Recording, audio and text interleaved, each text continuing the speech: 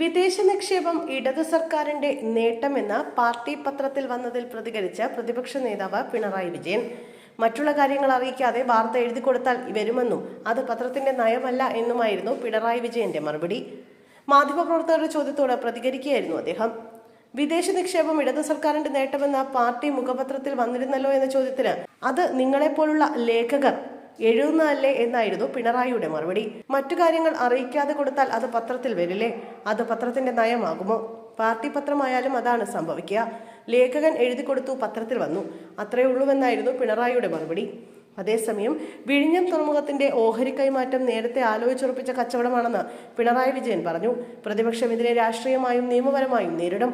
ഓഹരി കൈമാറ്റത്തിലെ കരാർ ലംഘനങ്ങളും പൊതുതാൽപര്യത്തിനും ദേശീയ സുരക്ഷയ്ക്കും വിരുദ്ധമായ കാര്യങ്ങളും ചൂണ്ടിക്കാണിച്ച് സെബിക്കും സ്റ്റോക്ക് എക്സ്ചേഞ്ച് അധികൃതർക്കും കത്തയച്ചുവെന്നും പിണറായി വ്യക്തമാക്കി. അദാനിയുടെ വക്താവാകാതെ സംസ്ഥാനത്തിന്റെ താൽപര്യം സംരക്ഷിക്കുന്ന നിലയിലേക്ക് സംസ്ഥാന സർക്കാർ മാറണം.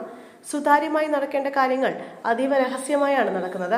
അദാനി കമ്പനിയുടെ ആളുകളുമായി വി ഡി സതീശൻ നേരത്തെ മംഗളൂരുവിൽ ചർച്ച നടത്തിയെന്ന ആരോപണവും നിയമം, ധനം, തുറമുഖം വകുപ്പുകൾ മുഖ്യമന്ത്രിയുടെ കീഴിൽ വന്നതും ഇത്തരം കാര്യങ്ങൾക്ക് വേണ്ടിയാണെന്നും ജനം സംശയിച്ചാൽ തെറ്റു പറയാനാവില്ല.